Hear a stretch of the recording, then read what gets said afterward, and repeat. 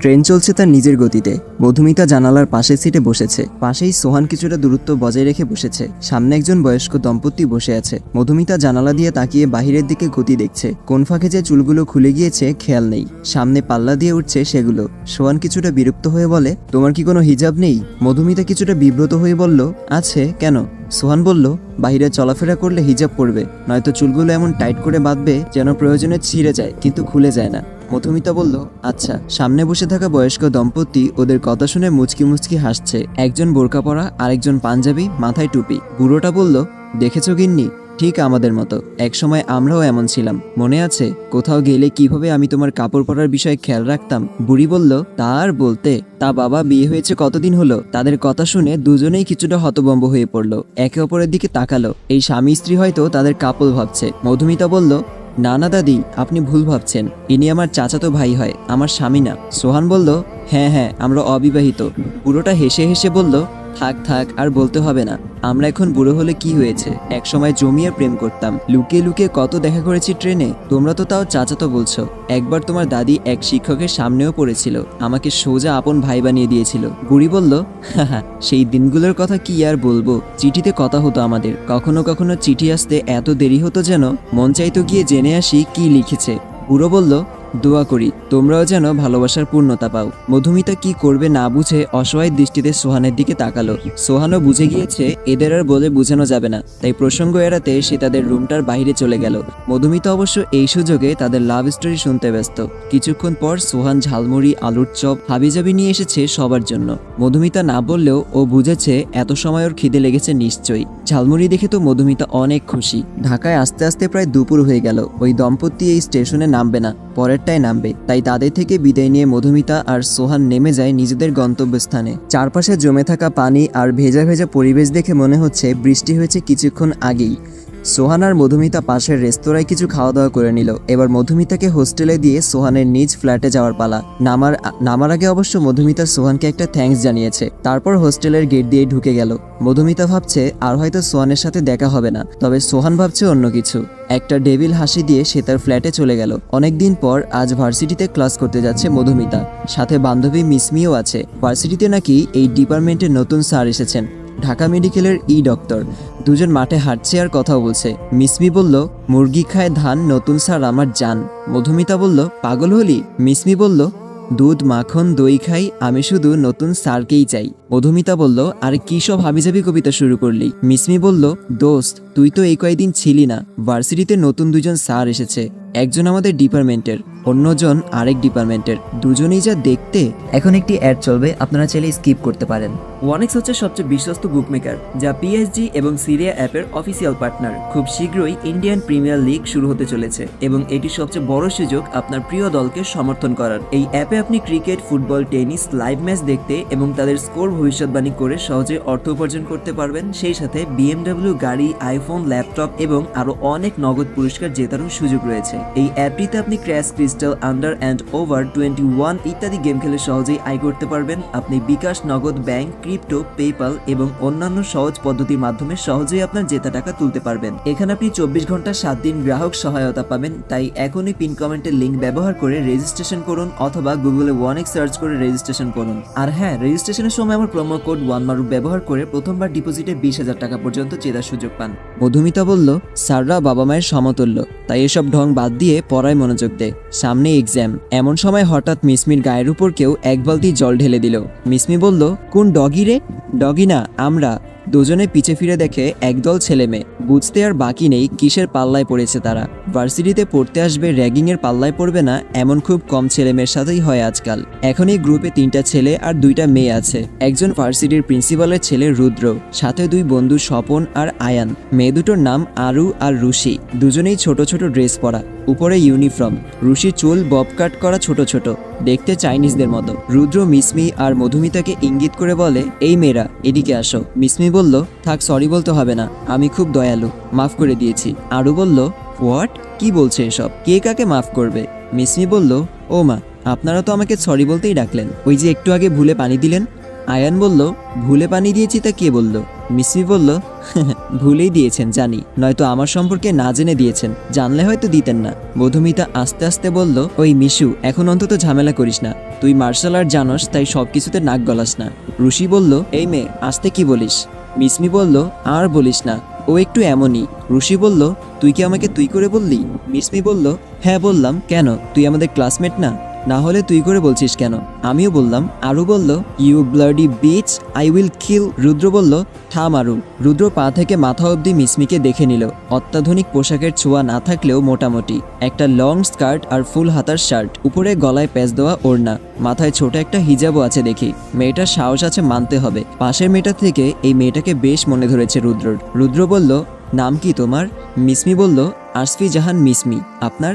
আয়ান বলল, সিনিয়রদের পাল্টা নাম জিজ্ঞেস করছো? রুদ্র বলল, আরে থাম, মাহিয়ান রুদ্র। কোন ইয়ারে? মিসমি বলল, ফার্স্ট। রুদ্র বলল, ও, পানি দেওয়ার জন্য সরি, এখন যাও। মিসমি বলল, ইটস ওকে।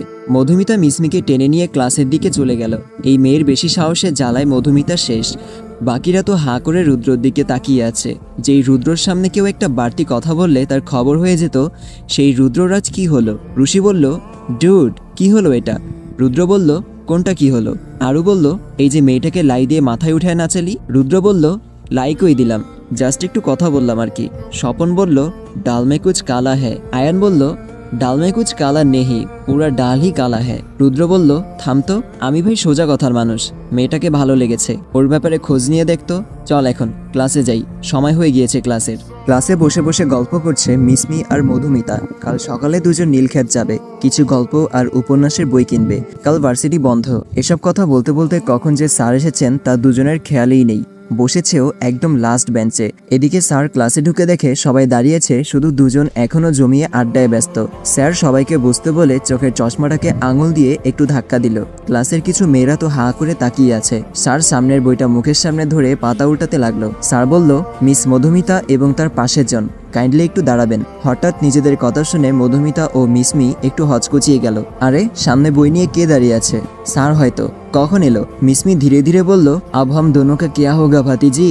মধুমিতা বলল, চুপ কর, সরি স্যার, আর হবে না, আমরা আসলে খেয়াল করিনি যে আপনি এসেছেন। পুরো ক্লাস ওদের কথা শুনে হেসে দিল। এই এক ধরনের ছাত্ররা সব ক্লাসেই থাকবে, কারণ ছাড়াই শুধু হাসবে আর দাঁড়িয়ে থাকা লোকদের বিব্রতকর পরিস্থিতিতে ফেলবে। এবার স্যার তাদের মুখের উপর থেকে বইটা সরালো।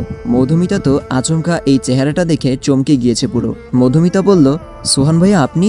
সোহান বলল, বাহ, একে তো স্যার ঢোকার পরেও গল্প করলেন, এখন আবার স্যারকে ভাই বলে রাখছেন। ন্যূনতম ম্যানার্স দেখি আপনার মাঝে নেই। মিসমি ধীরে ধীরে বলল, এই আবুল, স্যারকে ভাই বললি কেন? তোর কাজিন নাকি কোনো? মধুমিতা বলল, আরে এই তো আমার সোহান ভাইয়া, যেই খারুচের কথা বলছিলাম, খালি চিল্লায়। সোহান বলল, গেট আউট। মধুমিতা বলল, কিন্তু সোহান ধমক দিয়ে বলল, I said get out. Manners শিখে তারপর ক্লাস করতে আসবেন। মধুমিতা তো ধমক খেয়ে পুরো কান্না করে দিবে এমন অবস্থা। মিসমি সব সামাল দিতে মধুমিতাকে টানতে টানতে নিয়ে গেল ক্লাসের বাইরে। মধুমিতা কান্না করছে। মিসমি বলল, কি রে, কষ্টে কেঁদে দিয়েছিস? মধুমিতা বলল, এখন মজার মুডে নেই আমি। মিসমি বলল, কুল বেবস, বড় বড় ভার্সিটিতে এমন ছোট ছোট ব্যাপার হয়েই থাকে, যাই বলিস। সোহান স্যার কিন্তু খুব হ্যান্ডসাম। রুদ্র বলল, কে হ্যান্ডসাম? হঠাৎ দুজনের মাঝে মাথা ঢুকিয়ে দিল রুদ্র। মিসমি বলল, আপনি কাবাবে হাড্ডি হতে কোথা থেকে আসলেন? রুদ্র বলল, আগে বলো হ্যান্ডসাম কাকে বলেছ? মিসমি বলল, যাকে খুশি বলেছি, আপনার কি? রুদ্র বলল, আমারই তো সব, তবে কথাটা মনে মনে বলল, কিছু না, কাল আমরা ফ্রেন্ডস যার নীলক্ষেত যাব, ভাবলাম তোমরা তো নতুন, তোমাদেরও নিয়ে যাই। মধুমিতা বলল, কিন্তু ভাইয়া ক্লাসে তো সবাই নতুন, শুধু আমরা কেন? মিসমি বলল, ঠিক বলেন, আমরা কেন? রুদ্র বলল, মানে সকালে পানি দিলাম না, তাই সরি হিসেবে এমনটা বললাম। মধুমিতা না বলতেই যাবে, কিন্তু মিসমি চিল্লিয়ে বলল, যাব। মধুমিতা বলল, মিশু। মিসমি বলল, আরে থাম তো, আমরা তো এমনিতেও কাল যেতে চেয়েছিলাম, তাদের সাথে গেলেই বা কি, কিন্তু আমার একটা শর্ত আছে। রুদ্র বলল, কি? মিসমি বলল, আমার বইয়ের টাকা আপনি দিবেন। রুদ্র বলল, ওকে ডান, আজ তা হয় গেলাম। রুদ্র যেতে দেরি মধুমিতার মিসমিকে কিলঘুষি মারতে দেরি না। মিসমি বলল, আরে আরে কি করছিস, থাম না। মধুমিতা বলল, এসব কি মিসমি? মিসমি বলল, রাগ করছিস কেন? কেউ আমার উপর ফিদা হয়ে বসে আছে আর আমি একটু ফায়দা নিব না? মধুমিতা বলল, আমিও বুঝেছি সে তোকে পছন্দ করে, তাই বলে তুই তার ফিলিংস নিয়ে মজা করবি? মিসমি বলল, আমি কখন বললাম আমি মজা নিচ্ছি? মধুমিতা বলল, মানে? মিসমি কিছু না বলে রহস্যময় একটা হাসি দিয়ে বলল, হোস্টেলে ফিরে যেতে। দুজনে তাই করলো। আজ আর ক্লাস করার মুড নেই। এদিকে ক্লাস শেষ করে বের হয়ে সোহান মধুমিতাকে খুঁজছে। মাঠের কোথাও তারা নেই, একটু বেশিই বলে ফেলেছে হয়তো। তবে সোহান তো জাস্ট ওই দিন সিঁড়িতে মধুমিতা যা বলেছিল তার বদলাটা নিয়েছে। আচ্ছা, মেয়েটা আবার কান্না করে দেয়নি তো? করলে করুক, সোহানের কি। কিন্তু তবুও দূর, সোহানের আর কিছু ভালো লাগছে না। মনের মাঝেই যেন মনের বিরুদ্ধে যুদ্ধ চলছে তার। পরের দিন সকালে পাখির কিচিরমিচির আওয়াজ। রুমের জানালার পাশে বসে আছে মধুমিতা। সারাদিন ভাবসা গরম আবহাওয়ার মাঝে এই সকালের সময়টা যেন একটু স্বস্তি দেয়। তবে গতকাল রাতে মায়ের সাথে ফোনে কথা বলার পর মনটা একটু খারাপ। মায়ের নাকি শরীর তেমন একটা ভালো না। কিন্তু আসলেই তো সবে পরশু, আর এক সপ্তাহ পর ভার্সিটিতে কিছুদিনের জন্য বন্ধ আছে। তার আগে যাওয়া হবে না হয়তো। একটা গোল্ডেন কালারের শাড়ি পরেছে মিসমি, মাথায় ম্যাচিং করা একটা হিজাব, কাঁধে ঝুলানো সাইড ব্যাগ। আর মধুমিতা তার সাধারণ গেট আপেই আছে, একটা নর্মাল 3 পিস। দুজনেই সকাল সকাল সামনের বড় রাস্তার মোড়ে ওয়েট করছে রুদ্রর জন্য। নিজের কালো গাড়িটা নিয়ে রুদ্র হাজির। গাড়িতে উঠতে বলল। মধুমিতা বলল, আমরা তো রিকশায় করে যাব বলেছিলাম। রুদ্র বলল, আজ একটু কষ্ট করে গরিবের গাড়িতেই না হয়ে গেলেন। মিসমি বলল, আচ্ছা সমস্যা নেই, দরজাটা খুলেন। অতঃপর দুজনে গাড়িতে উঠে গন্তব্যস্থলে রওনা দিল। তবে কেউ একজন যে পাশের টঙে বসে বসে চা পান করছে আর তাদের দেখছে, এই জিনিসটা সবার অজানা। নীলক্ষেত, এখানে একটা এরিয়াতে আগেও কয়েকবার এসেছে রুদ্র, তাই ঘুরিয়ে ঘুরিয়ে দেখাচ্ছে ওদের কোন দোকানে ভালো উপন্যাসের বই পাওয়া যায়, কোথায় দাম কম ইত্যাদি। মিসমি আর রুদ্র একসাথে হাঁটছে আর কথা বলছে। মধুমিতা কিছুটা পেছনে। সিঙ্গেল ছেলেমেয়েদের এই একটা যন্ত্রণা, কোনো কাপলের সাথে আসলে সবার মাঝে থেকেও তারা অসহায় এতিমের মতো চলে। মধুমিতারও অবস্থাটা ব্যতিক্রম নয়। কিছুক্ষণ পর মধুমিতা একটা স্টলের সামনে থামলো। না না, বইয়ের দোকান না। বইয়ের দোকানের পাশে ছোট করে একটা কসমেটিকের দোকান। মধুমিতার এক মুঠ চুড়ি খুব পছন্দ হয়েছে। কাছে গিয়ে দাম জিজ্ঞেস করলো। 800 টাকা। মধুমিতা কোনো রকম জানটা নিয়ে সরে এসেছে। এক মুঠ চুড়ির দাম এত হবে কেন? এখন চুড়ি কিনলে বই কেনার টাকায় গরমিল হবে, তার চেয়ে ভালো বইয়ের দোকানে যাই। মধুমিতা তাকিয়ে দেখে মিসমি অনেকটা দূরে চলে গিয়েছে। মধুমিতা তাই ওর কাছে না গিয়ে পাশের একটা দোকানে ঢোকে। নানান বই সারি সারিভাবে সাজানো, বসে পড়াও যাবে দেখছি। মধুমিতা হুমায়ুন স্যারের হিমু উপন্যাসটা কিনলো, সাথে ইলমা আপুর পদ্মমীর উপন্যাস, আরও কয়েকজন রাইটারের বই কিনে নিল। সবই রোমান্টিক জনরার। একটা শুধু হরর বই কিনতে হবে, তবে তেমন ভালো বই খুঁজে পাচ্ছে না। এমন সময় কেউ একজন সামনে একটা বই খুলে ধরলো আর বলল, ইউ ক্যান ট্রাই দিস।